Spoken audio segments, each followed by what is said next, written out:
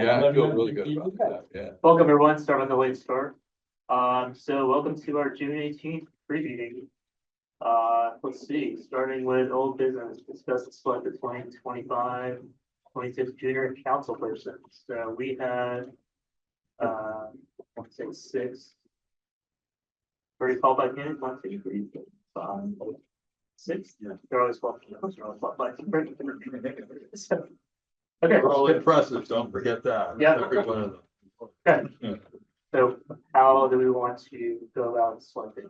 Well, Anybody Let want me Robbie? tell you what I did. It Go for it. doesn't mean I did it was the right thing to do. I figured it was gonna be 2 weeks between seeing them and actually discussing them. Yeah. Which to me, a lot can be forgotten in 2 weeks. So that night when I went home, I read through what all my little scribbles for them. And I picked the one that night that I liked, that I thought was the better. They're all good. Somebody already said them. They're all fabulous choices. They are. You can't go wrong, No, but you only get to pick one. yeah. I mean, and along Tom's lines, I watched the entire video of all the interviews over again today. Oh, I didn't. Before I do that. came here, so I'm really, yeah. I forgot that was online. Yeah. It was, So you're ahead of me. just a little bit, did my homework as they said. Yeah. Okay. Yeah. So you wanna go around and you wanna put your name? Yeah, I did the same thing, so I put down a bunch of notes and are ranking them and. I brought all my scribbles from the last meeting, Cool. but I really thought about it that night on the way home. Okay. You wanna go first? Sure. I like Ava, the fifth one we talked to. She was the real tall. Yeah. Young lady, and I think she was into sports and that. I really liked her demeanor and her reaction to a lot of the comments.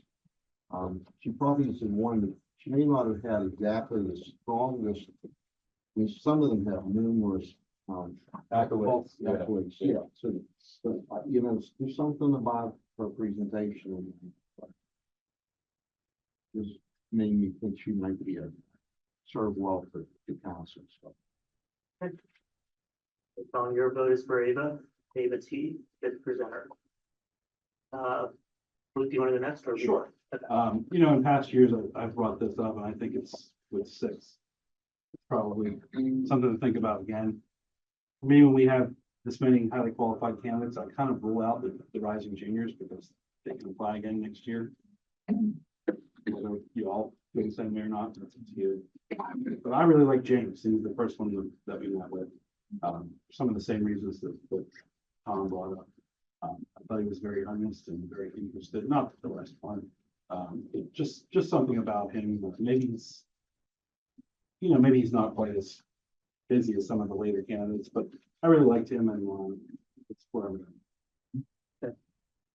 Have you got for James next? First applicant. Yep. Okay, Dr. Lee, would you like to go next? For me, it's kind of very difficult and they almost like I'm really good in community. So, I personally like the second. I mean that girl and even that she's and rising junior and but what she and kind of like.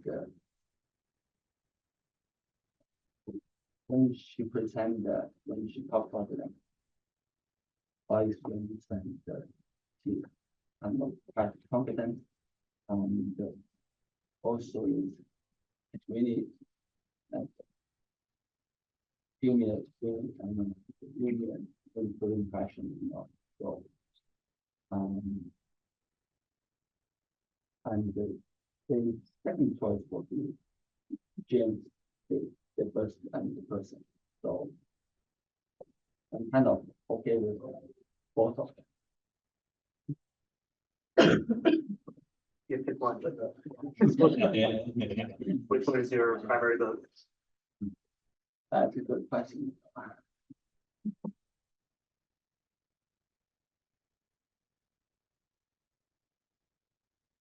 You want to Come back to him. It's fine. Yeah, We can come back to. yeah. That's six good choices. Okay. No, I knew there's two, okay? So, it's just a Okay, very different, I can wait, yeah. okay, we'll come back to you. Mayor, short to you.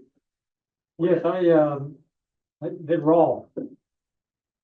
Any one of them could fit into this, but I do think we should, in this situation, go. So I was, really impressed with Ava and her involvement with sports and trying to remember everything. She said that that particular night, Ava's the one that stood out to me.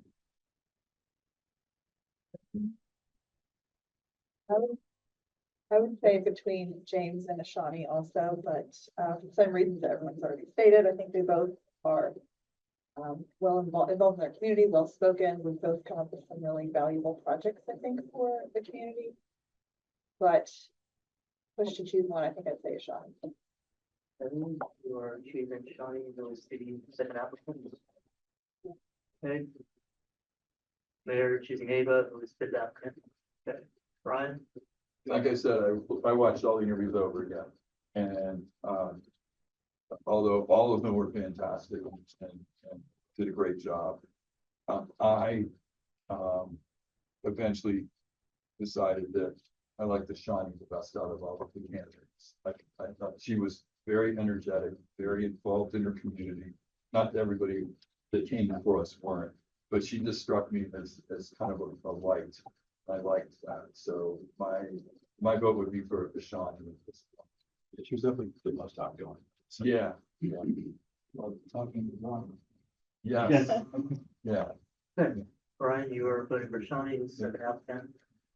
I too am voting for Shawnee as well, second applicant. I felt the energy was very enthusiastic, especially about environment and the activities, in Crackle Park and forestry and green space initiatives. I did feel like that aligned pretty well, so I did like that. Yeah, I did kind of made notes about all of our applicants. Each person had some unique qualities, that are very positive. But in the end, I did rank Shawnee, so, vote for her. Dr. Lee, do you have a candidate? Can you count this? 0.5, 3.5 right now, right? A winner here. Yeah. No, yes, yeah, I'll go with the second action.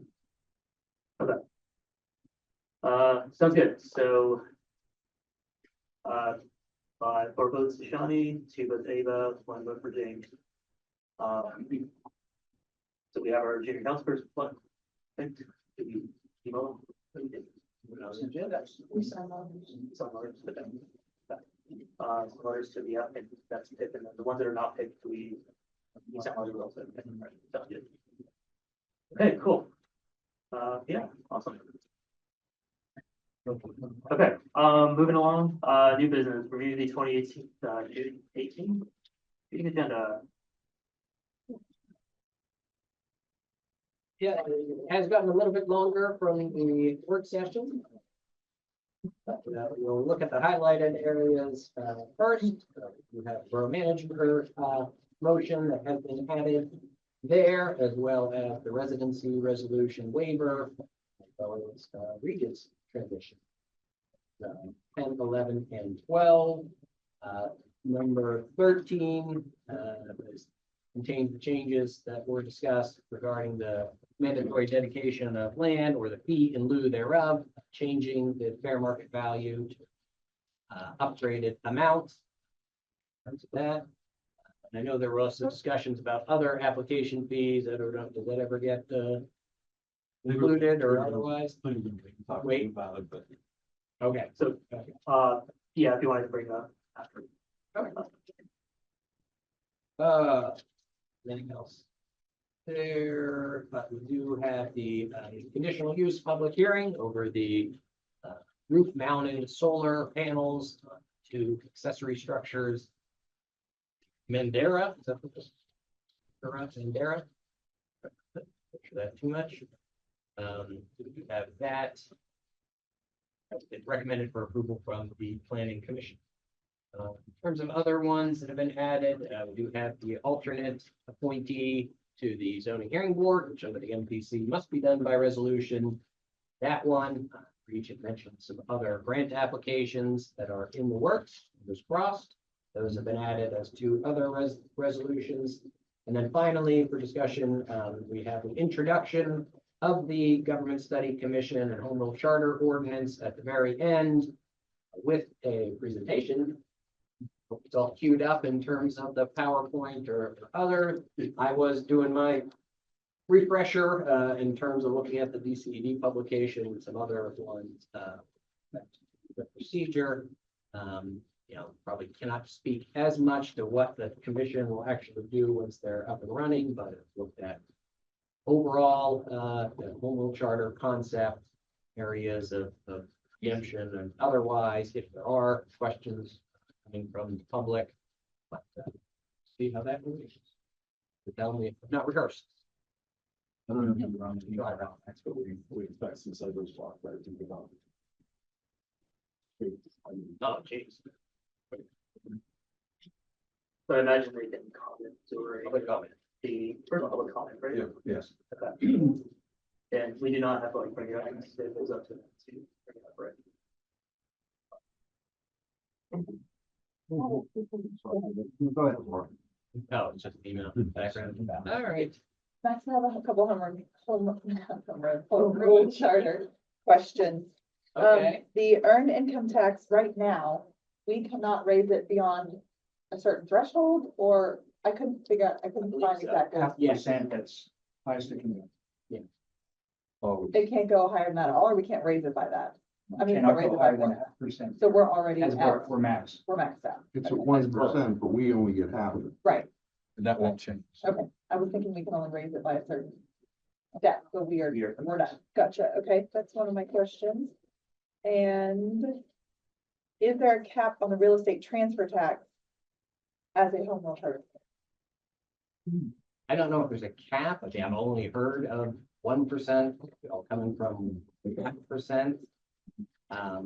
Generally, with respect to taxes, caps in borough code for millage rate are essentially not in play anymore, even though we're nowhere near where it is.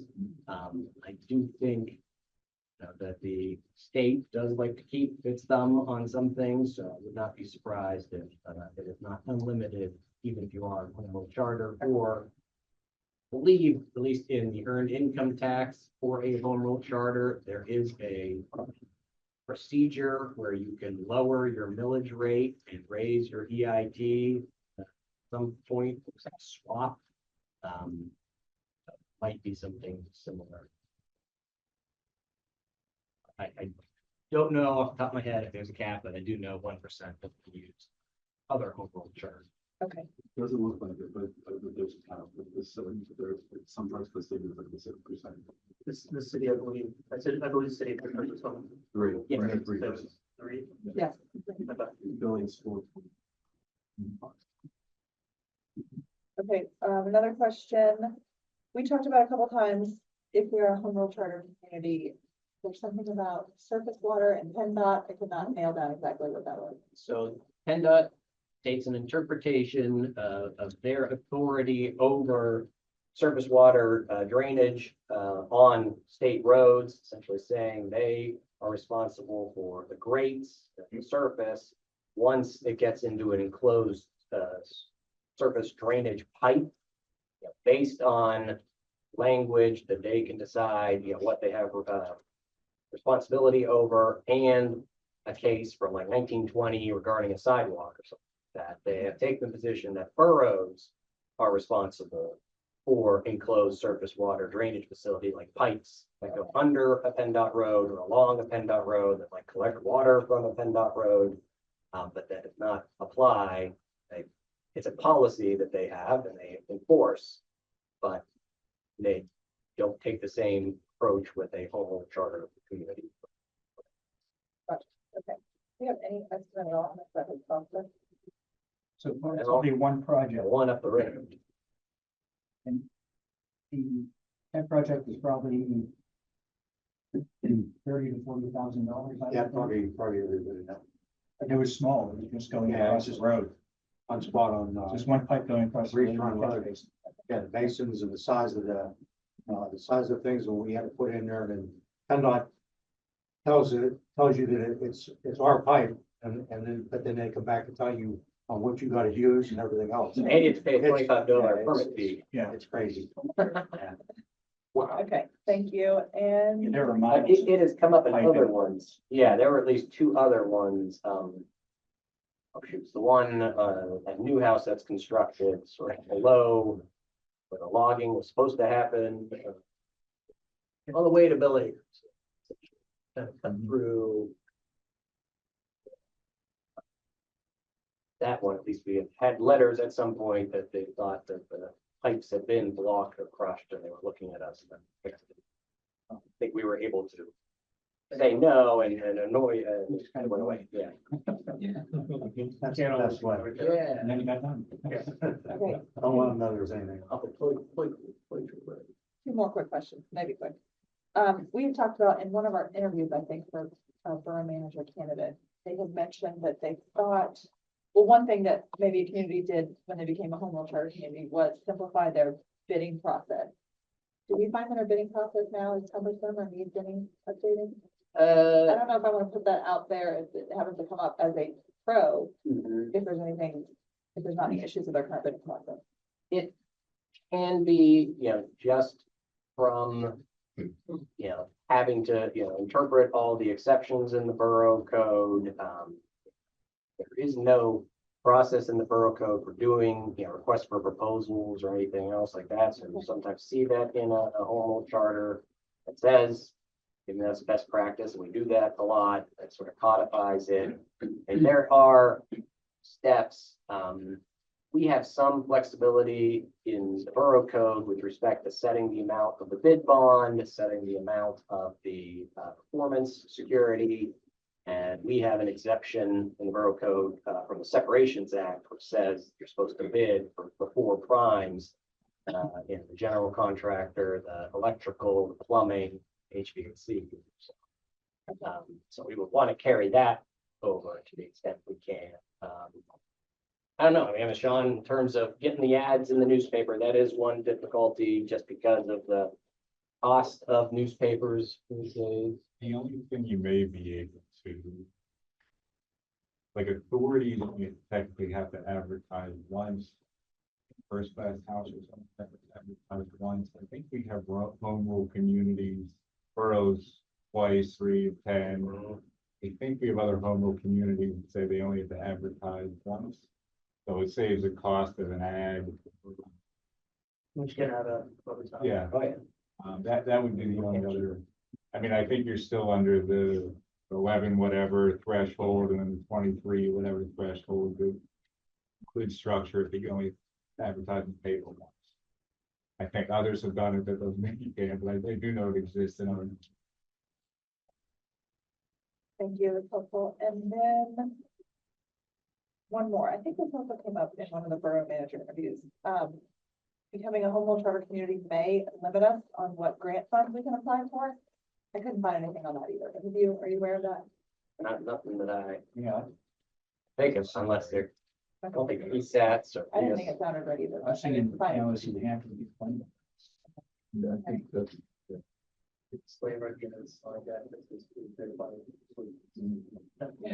Okay, There you go. that's all, thank you. But was that stuff in DCP anyways? Yeah. So there's something With that, actual on the slides. Yeah, there's usually a Push to them. Yeah, Flint State. okay, thank you. Yeah, just spoke with them, the, since we're on the topic.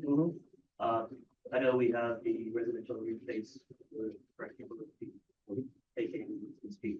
To the commercial done by ordinance, so just like the major, just like the, with respect to some of these, they over the residential zoning application, commercial zoning app, and conditions or public updates for updates. Okay, but. So residential zoning current fee is $200, should be recommended up to $850. I think for comparison, the campus, I believe, is about 900 to 1,000. Some sort of like bond. Top of the big house, it's totally more personal, as far as a little bit flexible. Commercial zoning, currently it's 300, it should be up to 1,000. And conditional use, currently it's 200, it should be up to. So this is, I don't know if you have any others, but. They're really, I mean, these fees that we have, the $200 and $300, have been like this. That was my recommendation, maybe 20 years ago, so. Hey, it's a lot of fees and that fees can help with that. Yeah. The other ones aren't as bad, but that one really is, and honestly, I think it lets us get a lot more applications than, you know, people don't have problems around $200 or something that they probably won't get.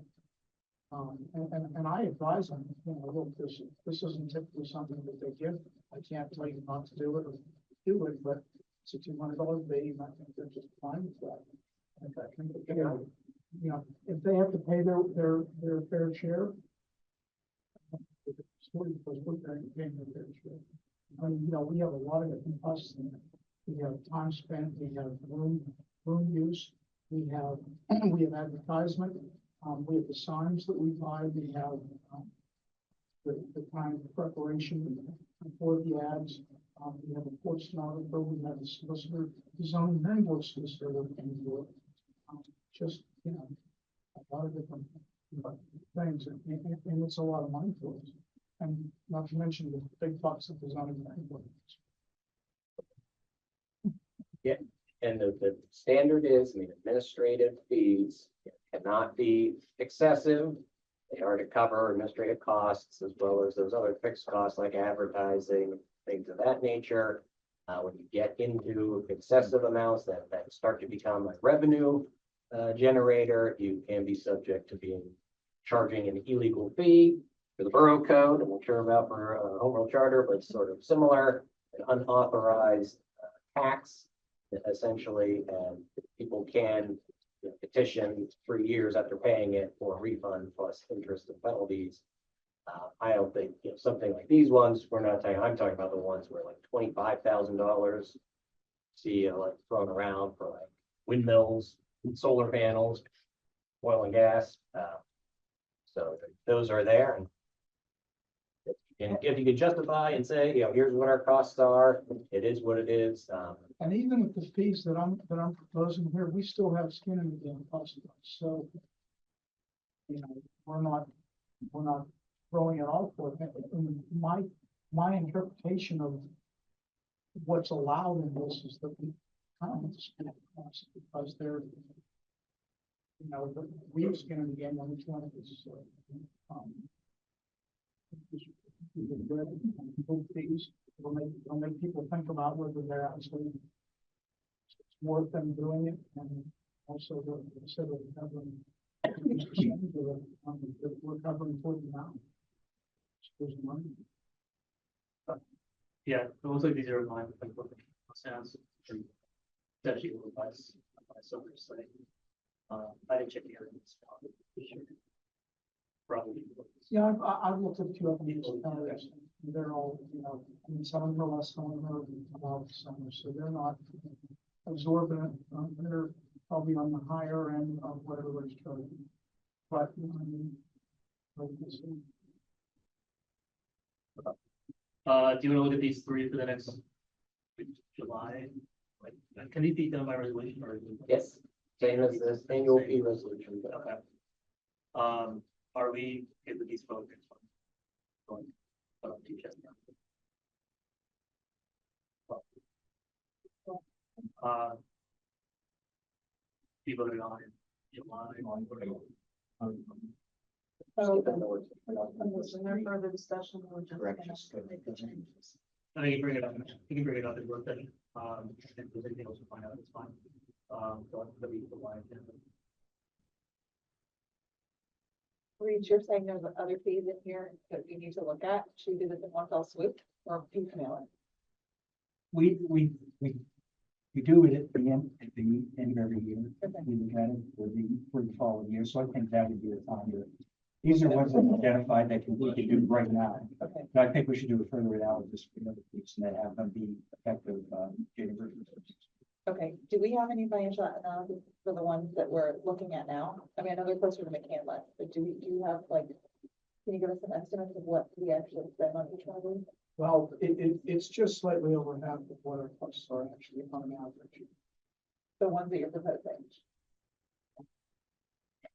We're How do you have we're to? taking out meeting rate. Well, did you calculate on top? I mean, I know you. looked at Well, it, but I sent, can you read? That was pretty complete list. Do you want to just forward that? Yeah, let's forward it. So it should be. I would like to discuss it. What we should go right to the. Anything else on the agenda? Get that. Just two comments on what question Laura raised.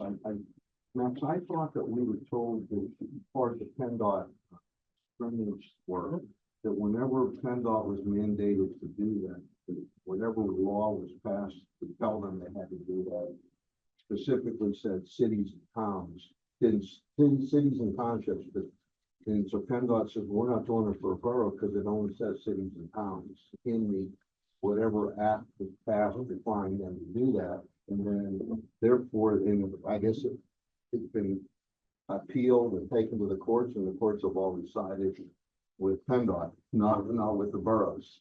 Yeah. I don't know if that's true, but that was my understanding. Well, I mean, we could go because we did look at this when we were fighting with them over that, hold the actual statute that they pointed to. It doesn't say exactly what they were claiming it did, and when the court case didn't. They have published an interpretation policy, out there that specifically talks about, and I forget if it's townships of the second class or first class and boroughs. And saying like, we have imposed this on you, here's what you can do. So it's sort of a flip of they've said it affirmatively for those, but not for city, home charters, some class of townships. Okay, and then secondly, Laura, I think I remember I'm sorry, that's helpful. And I think you mentioned the ON applicant that talked about the bidding limits and stuff like that. I think what that applicant said was that they could bid large, like they had a $22,000 project or something, they could just take one bid for that or something. They wouldn't have to get 3 bids. I thought is how he explained it. They can go up. Yeah, I to think the limits were different or higher. a higher limit where, aren't we like? I mean, it's odd because, I mean, those limits, I think somebody said, oh, you're still subject to them. Those are specific in the borough code. Mirrored, it looks the same, second class township code, similar to the school district, changed it, so it's indexed to that inflation number, or so. So, I don't know if you necessarily be bound to it, because it's supposed to be those statewide statutes like the MPC that or something that specifically mentions it applies to a home rule charter. The canvas we followed. I don't. Yeah, I don't know if Maybe it's the charter. canvas was one more charter they decided to or not. But the canvas followed. I might have heard that individual incorrectly, but that was my thinking. I thought that's what they had said to somebody else. Or they might not be correct, they should go wrong. No. And then lastly, the one motion, or the one item we have on here, resolution, motion number 8 for the trails, greenway trails. I just want to clarify that that's different trails in Blueberry than the ones we applied for in 2022. We applied for DCNR grant in summer of 2023 for bridges and trails. Same things. Okay, so are these like overlapping or are they complementing each other? We didn't get that DCR. Oh, so that's We have not gotten trail grants for these bridges before. That's why we're too dry, because we do have a DEP permit. okay. It's good through sometime next year. All right, We're trying to take advantage of them. all right. I just wanted to be sure we weren't going for the same work. Well, we actually, I think, applied for GETF funds as well for now. So this is our third attempt. Yeah, I was reading the LFFE memo that was in this packet. First item that talking about the And when that was all prepared, when we revisit them, say, wait a minute, we're going over about. Yeah, we keep trying, so far unsuccessful. All right, that's all we did. All right, thanks for clarifying. Reach managers updates. Yes, I just wanted to give an MS4 update. Matterhorn project, again, we're waiting for a little bit more grass to grow. I don't know how much longer we're gonna wait, but we're about to close that project out, so Matterhorn will be done.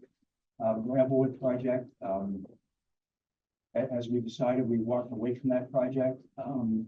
I did reach out to DEP because we had $190,000 growing greener grant for that project. Asked if we could reallocate that to the Fish Run project.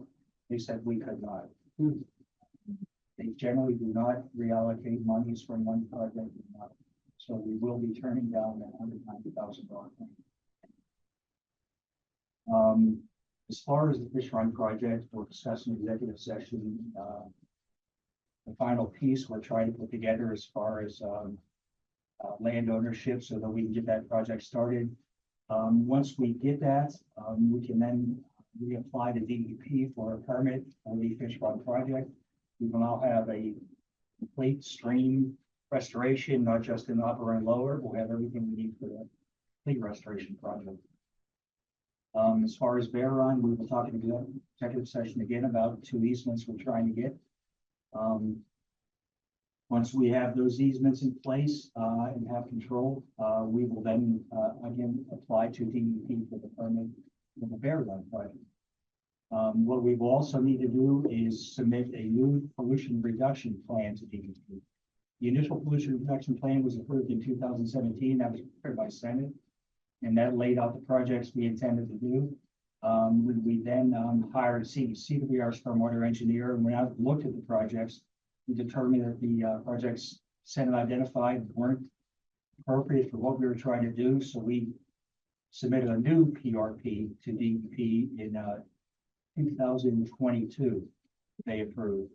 That was for the plans that we were trying to pursue, including Ramble. So now that we've abandoned Ramblewood and we've changed Fish Run, we again have to apply to DEP for a new PRP. Probably Justin's ready to do that in July, if we have everything in place and the properties we need. Probably takes 6 months for that, but that would allow us to get construction up and running early next year. So that's where we are with the MS4 program. Oh, and the annual reports that with the link with that were noted in the audit reports, they will be filed tomorrow.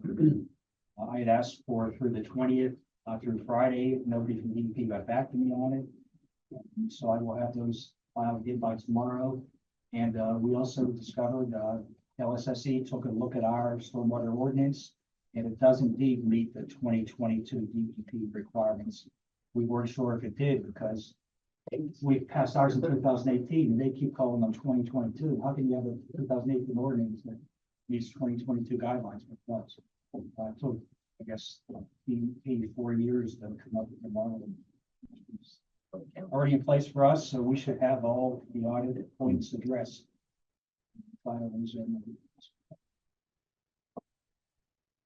Questions? Okay, overall update, we have that Q&A at the end. I was gonna mention to folks in the audience to please hold their questions, so after the Q&A session.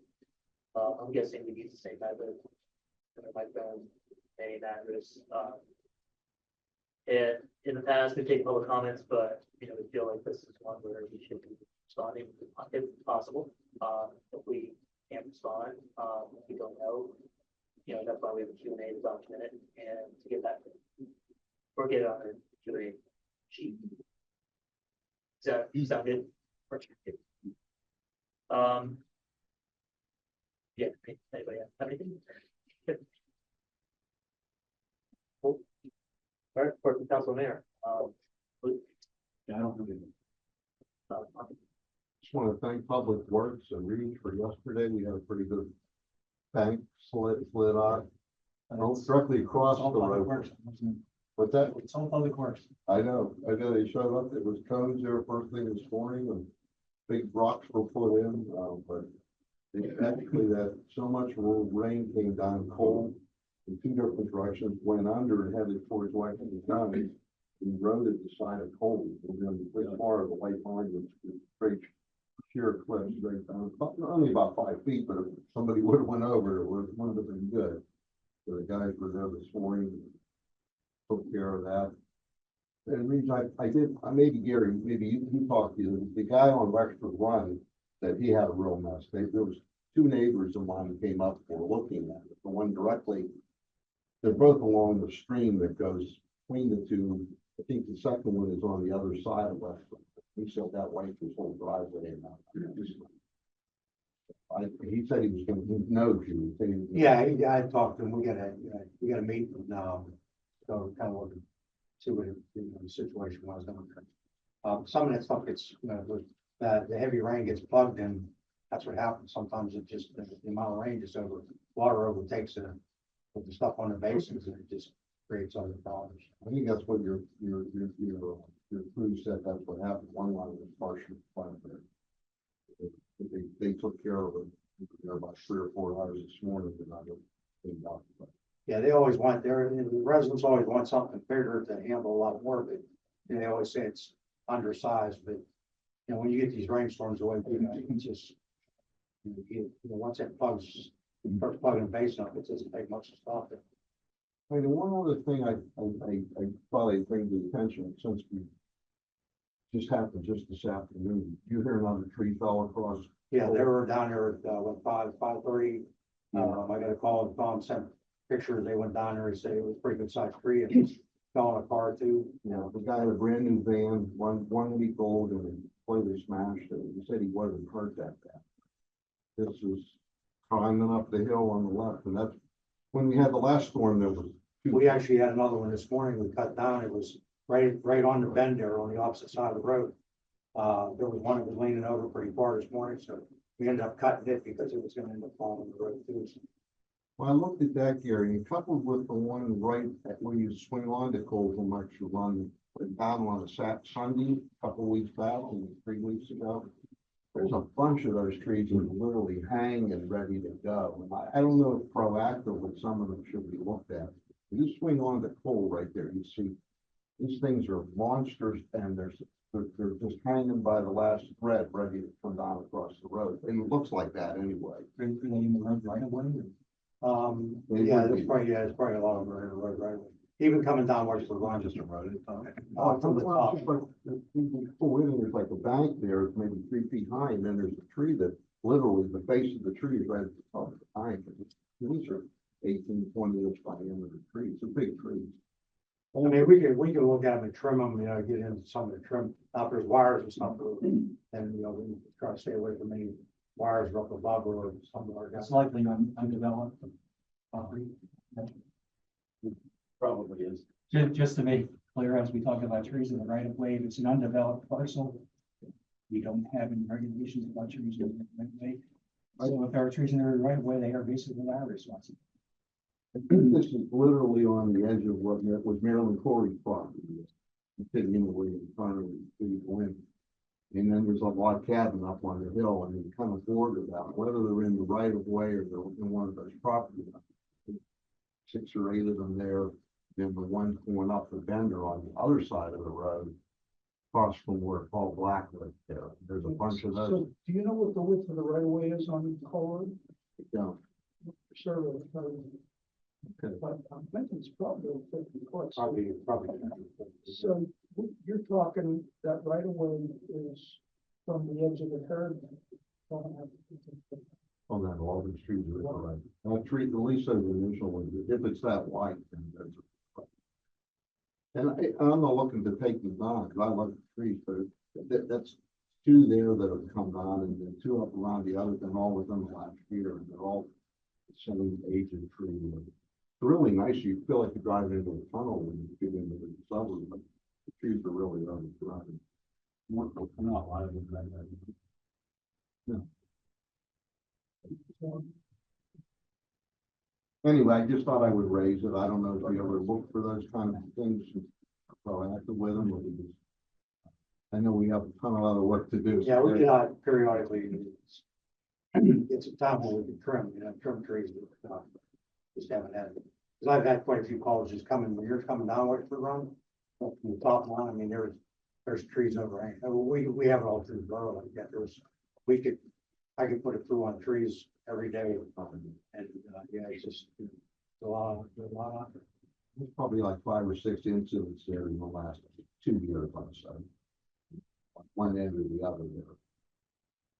Anyway, I just thought I know very that. Some of the other look like the team. Okay, that's all I have. Yeah. But I do want to thank them for immediately coming out because of the talk. Did a great job on it. Yeah, and recently I've been approached by a few and residents who are people there. And they ask me and whether we Borough has any plan that to build more like people for, because I don't remember, I believe that we have discussed this one before. So is there any updated information and for The parks comprehensive plan we want to complete, will determine from that where we put more pickleball courts. We don't want to do what we did about Orchard, where we put a pickleball court in and then have to take it out. So we want to wait till that comp plan is updated. Oh, okay. So, and, kind of like, how soon that we can, we'll have the detailed plan and, No, we hopefully will have the comp plan updated within a year. oh, okay, okay. Because they ask and because right now and, it looks like, a lot of people are playing like, I think Black Hawk, I mean, you could reopen the courts in the winter. no, that's not do that. Sitting there. Because then the people and ask whether we can build more like in like the Blueberry Park. So that's why, That's where we think they would best go. But we want to make sure we have all the ducks in a row here and we know exactly what our residents want. okay, that sounds good.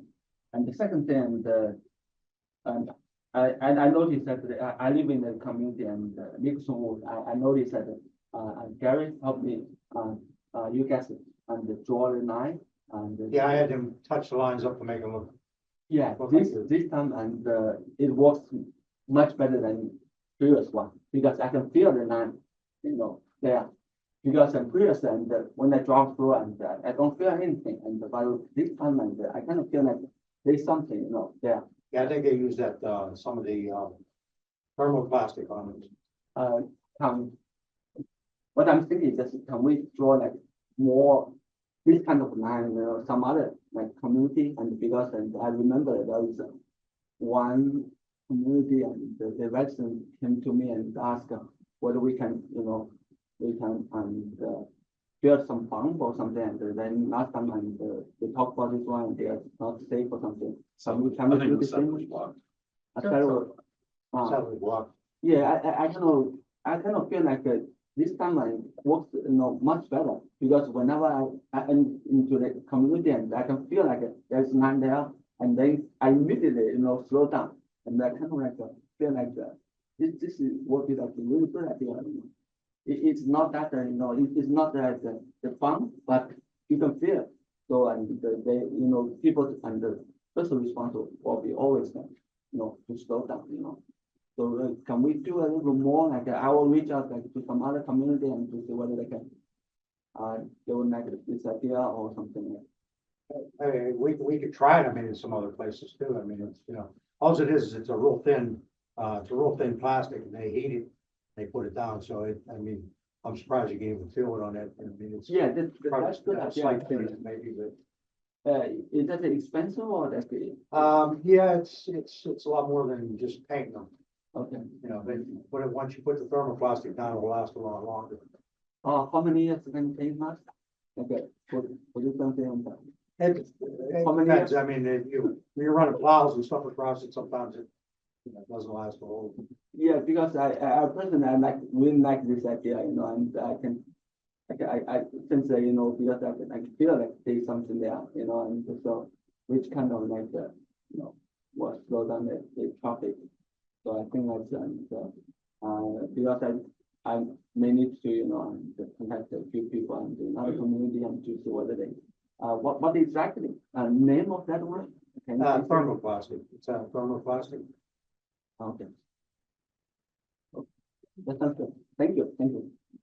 That's it. Thanks, Mayor. I'm good. Okay, Brian. Yeah. All right, thanks, everyone. So we will move this to our meeting. Want to do a quick executive session on property acquisition? We have time. Yes. Yeah. That'd be good. Okay. If I